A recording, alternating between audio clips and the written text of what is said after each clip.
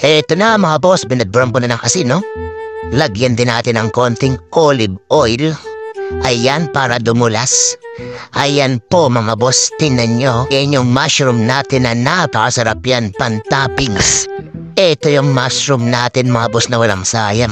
Pati tangkay niyan mga boss makakain nyo. Ayan no, pinapagpag ko na mga boss. Ayun, ilayo muna natin mga boss yung camera. Ayan no, para makita nyo naman ang aring outfit. Check outfit muna tayo mga boss. Oh, ayan no. Pambalakasang uniform yan mga boss. Ayan no, kung napapansin nyo, black na black.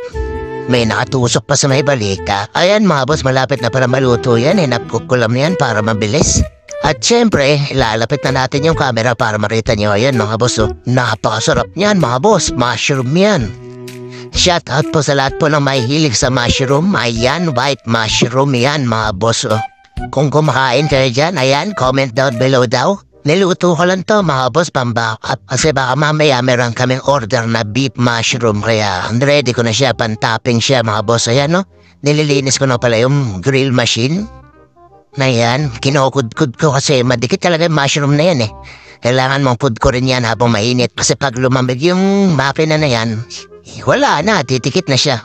Ayan nga pala mga boss yung niluto. Sana nabusog yung mga mata niyo sa niluto ko. Hanggang dito lang ang maiksi kong video. Adios, mabalos. God bless you all mga boss.